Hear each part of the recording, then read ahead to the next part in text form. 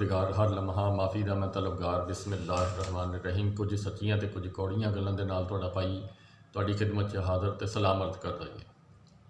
गल है जी कि इलैक्शन कमीशन ऑफ पाकिस्तान एक मुअज़्ज़ज़ अदारा और उहदे मुतलक कोई गलत गल करनी जिहड़ी आ वो अच्छी नहीं लगती, लेकिन मजबूरी दे तहत यह समझो भी एक किस्म की वीडियो कर रहा जो मैं 3.5 साल पौने 4 साल च इमरान खान साहब की हुकूमत के दौरान इस अदारे का रवैया देखिया उत्ते मैनूं अफसोस हुंदा कि क्या ये अदारा जानबदार भी हैगा या गैर जानबदार।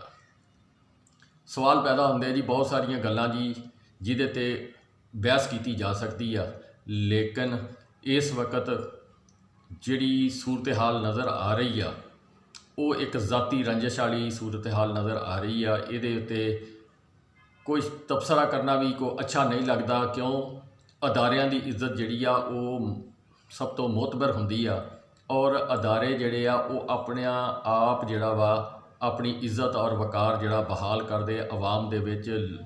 लेकिन जो कुछ सूरत हाल नज़र आ रही है उहदे तहत इस टाइम जिहड़ा सैटअप इलैक्शन कमीशन के अंदर मौजूद आ उहदे ते बहुत सारे सवाल उठते और वो सवाल जिहड़े आ आवाम दे हर उस बंदे के ज़हन च आ। कुछ लोग जिहड़े आ अपोजिशन नूं सपोर्ट करते आ वो उन्हां दे फैसलियां ते बहुत खुश नज़र आ रहे।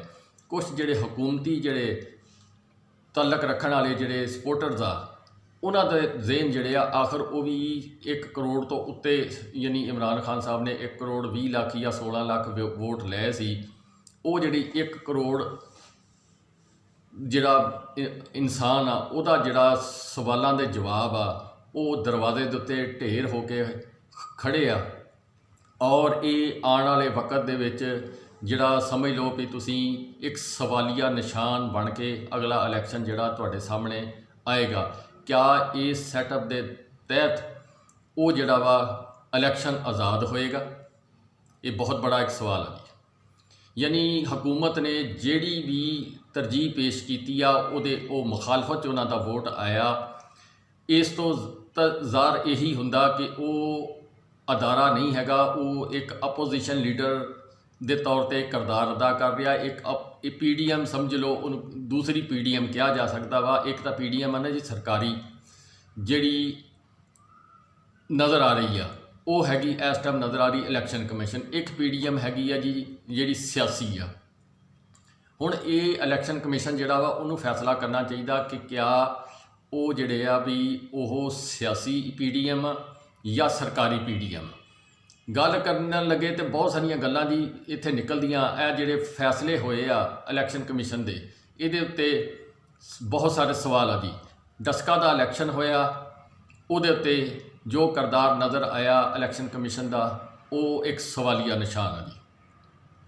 अच्छा, जो कुछ सैनट दे विच होया उहदे ते जो हुकूमत ने वावेला किया उहदे ते जिहड़ा इलैक्शन कमीशन का रवैया वो एक सवालिया निशान है जी।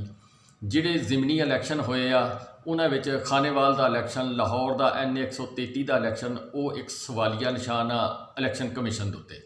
जिहड़ा अमीन गंडापुर साहब वाला फैसला वा वो एक सवालिया निशान आ। और अज की खबर जिहड़ी आ फैसल वाड़ा साहब के मुतलक जिहड़ी इलैक्शन कमीशन की खबर आ वो एक बहुत बड़ा सवालिया निशान आ। क्या इंसाफ का तराजू इलैक्शन कमीशन के हत्थ दे विच आ या वो बंदर बांट वाला है या किसी टास्क के उत्ते वो काम कर रहे आ? ये इन्वैस्टिगेशन होनी चाहिए है जी। अगर अदारे गलत आ तो अदारियां नूं राहे रास्ते आना चाहिए। अगर हुकूमत गलत आ फिर उसकी सज़ा बनती है जी। वो सज़ा इलैक्शन कमीशन नूं देनी चाहिए। और अगर इंसाफ का तराजू इलैक्शन कमीशन ने अपने हत्थ च फड़िया होया फिर वो जिहड़ा इलैक्शन कमीशन आ उन्होंने जो फैसला करना चाहिए वो सब वास्ते बराबर करना चाहिए। ये 1 वे ट्रैफिक जिहड़ी आ वो नहीं चलनी चाहिए। अगर वो 1 वे ट्रैफिक चलाणगे उहदे नतायज ये होणगे कि हुकूमत और जिहड़ी आ इलैक्शन कमीशन ये अंदर पहले ही दूरियां बहुत आ, फिर वो बढ़दियां बढ़दियां जिहड़ियां वा वो एक झगड़े की शक्ल च अख्तियार हो जाणगियां। और उस तो बाद ये जिहड़ा वा फिर अवाम दे विच ये परसैप्शन अपोजिशन पेश करेगी कि नहीं ਇਹ ਜਨਾਬ ਅਦਾਰਿਆਂ ਦੀ ਤੋਹੀਨ ਕੀਤੀ ਜਾਂਦੀ। ਹਾਲਾਂਕਿ ਉਹੀ ਜਿਹੜੀ ਅਪੋਜੀਸ਼ਨ ਆ ਉਹਨੇ ਅਦਾਰਿਆਂ ਦੀ ਤੋਹੀਨ ਕਰਨ ਦੇ ਵਿੱਚ ਕੋਈ ਕਸਰ ਨਹੀਂ ਛੱਡੀ, ਨਾ ਉਹਨੇ ਫੌਜ ਦਾ ਅਦਾਰਾ ਛੱਡਿਆ, ਨਾ ਉਹਨੇ ਅਦਲੀਆ ਛੱਡੀ। ਔਰ ਤੁਸੀਂ ਇਹ ਦੇਖੋ ਕਿ ਜਿਸ ਵਕਤ ਉਹ ਫੋਰਨ ਫੰਡਿੰਗ ਕੇਸ ਦੇ ਮੁਤਲਕ PDM ਦੀ ਸਾਰੀਆਂ ਜਮਾਤਾਂ ਇਕੱਠੀਆਂ ਹੋ ਕੇ ਉੱਥੇ ਗਈਆਂ ਵਾ, ਕਿਆ ਉਹਨਾਂ ਨੂੰ ਸਵਾਲ ਪੁੱਛਿਆ ਵੀ ਤੁਸੀਂ ਕੀ ਕਰਨ ਆਏ ਹੋ? ਉਸ ਇਲੈਕਸ਼ਨ ਕਮਿਸ਼ਨ ਨੇ ਖਾਮੋਸ਼ੀ ਇਖਤਿਆਰ ਕੀਤੀ। ਜਿੱਦਾਂ ਸਾਡੀ ਜਿਹੜੀ ਆ ਪੱਥਰਾਂ ਵਾਲੀ ਕੰਪਨੀ ਆ, ਉਹਦੇ 'ਤੇ ਜਦੋਂ ਪੱਥਰ ਪਏ ਤੇ ਉਹ ਡਰਦੀ ਹੋਈ ਨੇ ਮੁੜ ਕੇ ਕੋਈ ਜਿਹੜਾ ਪੋਜ਼ੀਟਿਵ ਕਦਮ ਜਿਹੜਾ ਉਹ ਨਹੀਂ ਚੁੱਕਿਆ। ਇਸੇ ਤਰ੍ਹਾਂ ਮੈਨੂੰ ਇਹ ਲੱਗਦਾ ਜੀ ਕਿ PDM ਜਿਹੜੀ ਆ ਅਦਾਰਿਆਂ ਦੇ ਉੱਤੇ ਹਾਵੀ ਆ। ਅਦਾਰੇ ਜਿਹੜੇ ਆ ਉਹ ਖੌਫ ਖਾਂਦੇ ਆ ਉਸ PDM ਦੀ ਵੀ ਹੋ ਸਕਦਾ ਕਿਸੇ ਵਕਤ ਸਾਡੇ ਉੱਤੇ ਪੱਥਰਾਂ ਦੀ ਬਾਰਿਸ਼ ਕਰ ਦਿੱਤੀ ਜਾਵੇ। ਗੱਲ ਇਹ ਹੈ ਜੀ ਕਿ ਇਹ ਨਹਾਇਤ ਹੀ ਅਫਸੋਸਨਾਕ ਵਾਕਿਆ। ਇਹਦੀ ਹੁਣ ਤਹਿਕੀਕਾਤ ਦੇ ਮੁਤਲਕ ਹਜੇ ਰਿਪੋਰਟ ਤਾਂ ਨਹੀਂ ਆਈ ਕਿ ਕੀ ਇਹਦੇ ਅਸਲ ਹਕਾਇਕ ਕੀ ਆ, ਕਿਆ ਫੈਸਲਵਾੜਾ ਸਾਹਿਬ ਗਲਤ ਆ ਜਾਂ ਇਲੈਕਸ਼ਨ ਕਮਿਸ਼ਨ ਦਾ ਫੈਸਲਾ ਗਲਤ ਆ। ਇਹ ਸਾਰੀਆਂ ਗੱਲਾਂ ਜਿਹੜੀਆਂ ਇਹ ਮੈਂ ਸਮਝੋ ਵੀ ਇੱਕ ਸਵਾਲੀਆ ਨਿਸ਼ਾਨ ਦੇ ਤੌਰ 'ਤੇ ਮੇਰੀ ਇਹ ਵੀਡੀਓ ਮੌਜੂਦ ਆ। ਔਰ ਇਹਦੇ ਉੱਤੇ ਜਿਹੜੀ ਸੁਪਰੀਮ ਕੋਰਟ ਆ ਉਹਨੂੰ ਵੀ ਸੋਚਣਾ ਚਾਹੀਦਾ ਕਿ ਹਰ ਉਹ ਫੈਸਲਾ ਉਹਦੇ 'ਤੇ ਉਹ ਤਨਕੀਦ ਕਰਦੇ। ਔਰ ਉਹ ਇੱਕ ਕਿਸਮ ਦਾ ਬਾਗੀ ਅਦਾਰਾ ਇਸ ਵਕਤ ਪਾਕਿਸਤਾਨ ਦੇ ਵਿੱਚ ਨਜ਼ਰ ਆ ਰਿਹਾ, ਜਿਹਨੂੰ ਸੁਪਰੀਮ ਕੋਰਟ ਨੇ ਅਗਰ ਇਹ ਕਿਹਾ ਕਿ ਆਪਣੀ ਇਸਤਲਾਹਾਤ ਕਰੋ, EVM ਮਸ਼ੀਨਾਂ ਦੇ ਮੁਤਲਕ ਕੋਈ ਫੈਸਲਾ ਕਰੋ, ਗੈਰ ਮੁਲਕੀ ਜਿਹੜੇ ਹੈਗੇ ਆ ਆਪਣੇ ਵੋਟਰਸ, ਉਹਨਾਂ ਦੇ ਓਵਰਸੀਜ਼ ਪਾਕਿਸਤਾਨੀ ਜਿਹੜੀ ਉਹਨਾਂ ਦੇ ਵੋਟਾਂ ਦਾ ਹੱਕ ਜਿਹੜਾ ਉਹ ਹਰ ਰਾਏ ਦੇ ਉੱਤੇ ਆਪਣੀ ਨੈਗੇਟਿਵ ਰਾਏ ਦਿੰਦੇ ਆ ਔਰ ਐਸੇ ਲਤੀਫੇ ਪੇਸ਼ ਕਰਦੇ ਆ ਤਰਜੀਹਾਤ ਦੇ ਤੌਰ 'ਤੇ ਕਿ ਇਨਸਾਨ ਨੂੰ ਪੜ੍ਹ ਕੇ ਤਾਂ ਆਪਣਾ ਸਿਰ ਫੜਨ ਨੂੰ ਦਿਲ ਕਰਦਾ ਕਿ ਕਿਆ ਅਸੀਂ ਆਪਣਾ ਸਿਰ ਫੜ ਕੇ ਜ਼ਮੀਨ ਦੇ ਵਿੱਚ ਮਾਰੀਏ ਜਾਂ ਕੰਧ ਦੇ ਵਿੱਚ ਮਾਰੀਏ। ਗੱਲ ਇਹ ਜੀ ਕਿ ਇਹ ਅੱਤ ਖੁਦਾ ਦਾ ਵੈਰ ਚੰਗਾ ਨਹੀਂ ਹੁੰਦਾ। ਰਾਜਾ ਸਾਹਿਬ ਇੱਕ ਮੁਅੱਜ਼ਜ਼ ਸ਼ਖਸ ਨੇ ਔਰ ਉਹ ਇੱਕ ਅੱਲਾਹ ਤਾਲਾ ਨੇ ਉਹਨਾਂ ਨੂੰ ਇੱਕ ਇੱਜ਼ਤ ਦਿੱਤੀ ਹੋਈ, ਇੱਕ ਪੋਸਟ ਦਿੱਤੀ ਹੋਈ ਆ, ਉਹ ਇਨਸਾਫ ਦਾ ਤਕਾਜ਼ਾ ਕਰਦੀ ਆ।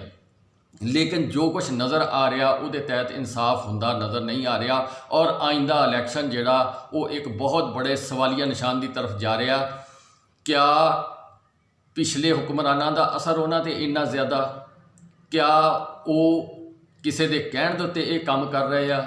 ਕਿਆ ਉਹ ਹਕੂਮਤ ਦੀ ਮੁਖਾਲਫਤ ਦੇ ਵਿੱਚ ਇਹ ਕੰਮ ਕਰ ਰਹੇ ਆ? ਇਹ ਸਾਰੇ ਸਵਾਲਾਂ ਦੇ ਜਵਾਬ ਉਹਨਾਂ ਨੂੰ ਦੇਣੇ ਚਾਹੀਦੇ ਆ। ਔਰ ਮੇਰਾ ਜਿਹੜਾ ਮੀਡੀਆ, ਨਕਦ ਮੀਡੀਆ ਵਾ, ਉਹ ਜਿਹੜਾ ਵਾ ਉਹਨੂੰ ਵੀ ਚਾਹੀਦਾ ਕਿ ਉਹ ਸਵਾਲ ਕਰਨ, ਜਾਂ ਹਕੂਮਤ 'ਤੇ ਕਰਨ ਜਾਂ ਅਪੋਜੀਸ਼ਨ ਜਿਹੜੀ ਆ ਉਹਦੇ 'ਤੇ ਕਰਨ, ਜਾਂ ਜਿਹੜੀ ਆ ਇਲੈਕਸ਼ਨ ਕਮਿਸ਼ਨ ਨੂੰ ਇਹ ਸਵਾਲ ਪੁੱਛੇ ਜਾਣ ਕਿ ਕਿਆ ਫੈਸਲਾ ਤੁਹਾਡਾ ਦਰੁਸਤ ਆ।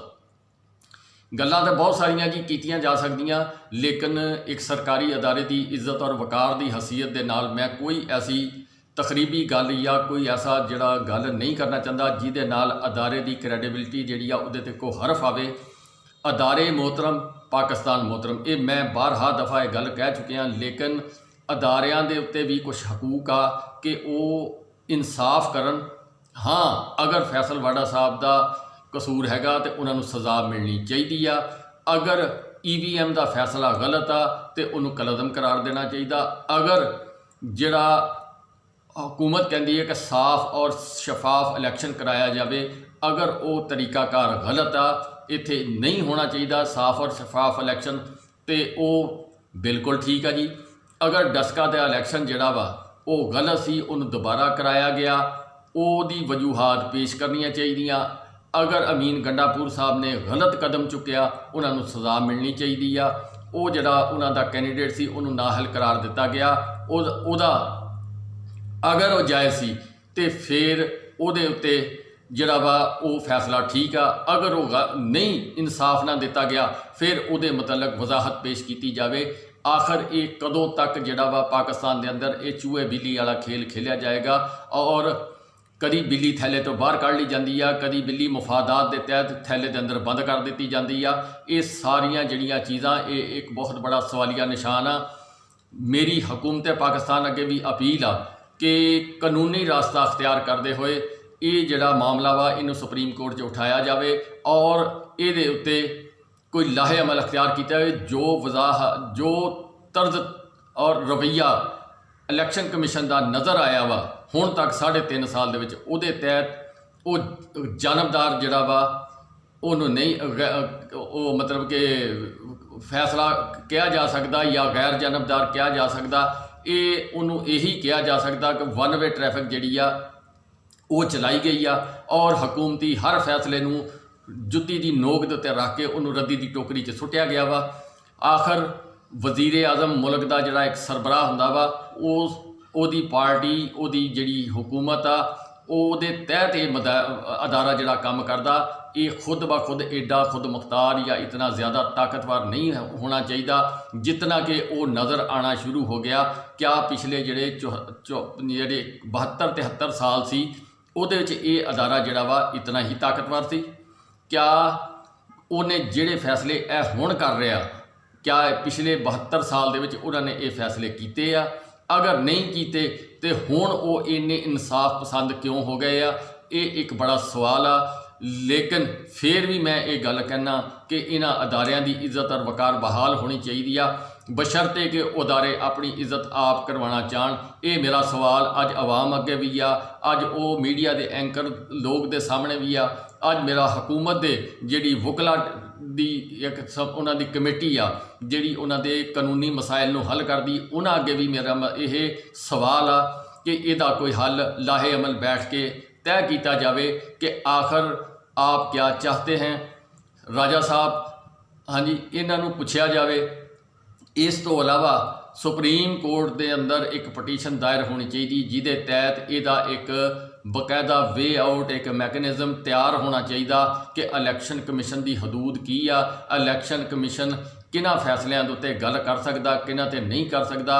हर जिहड़ी गल आ उहनूं मैना मानू वाली गल जिहड़ी आ वो इस अदारे दे वास्ते भी नुकसानदेह आ, इस हुकूमत वास्ते भी नुकसानदेह आ, इस आवाम दे हकूक दे उत्ते जो पिछले 72 साल च डाका मारिया गया, यानी किहड़ा इलैक्शन आ जिन्हों तुसीं कह सकते हो कि साफ शफाफ होया?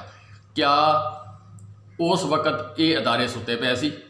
क्या उस वक्त किसी मसलत के तहत ये सारे फैसले किए जाते सी या हुण मसलियत के तहत फैसले किए जा रहे हैं या नवाज़शात जड़ियाँ वा उन्होंने बरूए कार लाया जा रहा वा? ये सारे एक बड़े सवाल है जी जिन्हां दे उत्ते हर पाकिस्तानी का हक बनता गल की जाए और कानून के अंदर दायरे के अंदर रह के साडा एक मुअज़्ज़ज़ अदारे नाल इस सवाल आ ये जवाबात देने आ। इलैक्शन कमीशन के उत्ते फर्ज बनता वा वो ये नहीं कह सकते कि मैं जो फैसला कर लिया वो मैं कला ही ठीक आ। नहीं, वो मतलब जिहड़ी आ वजाहती नोट्स वो जारी किए जान ताकि कोई बंदा ये ना कह सके, चाहे वो अपोजिशन का हो चाहे वो हुकूमत का हो, कि मेरे नाल ज्यादती हुई आ। गल है जी, ये अगर ये बगाड़ कंट्रोल ना किया गया, आने वाला इलैक्शन जिहड़ा वा वो एक बड़े फसाद की तरफ जाएगा। और उसकी वजह यह आ कि जो बयानात अपोजिशन दे आए आ कि असी EVM मशीन नूं तस्लीम नहीं करांगे, असी अग ला देंगे, कोई जिहड़े आ वो कुछ कहंदा कोई कुछ कहंदा, और हुकूमत चाहती आ कि ये जिहड़े इलैक्शन आ साफ और शफाफ होण। EVM मशीन दे उत्ते पूरी दुनिया दे विच EVM मशीन ते इलैक्शन हुंदे आ, लेकिन पाकिस्तान दे अंदर जिहड़ा इनू एक बहस और एक लड़ाई झगड़े का जिहड़ा वा मंबा बना दिता गया वा। ये सारिया गल्लां सोचण वालियां जी, और इलैक्शन कमीशन जिहड़ा वा उहदे ते गौर करना साडी हुकूमत का फर्ज बनदा। हुण वो वक्त आ गया कि फैसला हुकूमत नूं कर लेना चाहिए कि या उन्हां दे कोल जाके उन्हां दे पैर पै के माफ़ी मंग ली जाए और या कोई कानूनी रस्ता अख्तियार करके ये जिहड़े मसाइल आ इनू उठाया जाए और इस किसी फोरम ते यानी उन्होंने कौमी असैंबली उठाया जाए, उन्होंने सैनट दे विच उठाया जाए, इसका बिल पेश किया जाए बाकायदा तौर पर, ताकि ये फैसला आवाम नूं ये नज़र आवे कि ये साफ और शफाफ फैसला जी। यही मेरी अज की रिक्वेस्ट आ और मैं दरखास्त करदा मुअज़्ज़ज़ सुप्रीम कोर्ट नूं, मुअज़्ज़ज़ हाई कोर्ट नूं, मुअज़्ज़ज़ जिहड़ी अपनी कौमी असैंबली आ उन्होंने, मुअज़्ज़ज़ सैनट जिहड़ी आ उन्होंने, और सदरे पाकिस्तान अगे मेरी अपील आ कि इस मामले ते नोटिस लिया जाए और इनू जिहड़ा गल नूं इस झगड़े नूं खत्म किया जाए कि वन वे ट्रैफिक नहीं चलनी चाहिए।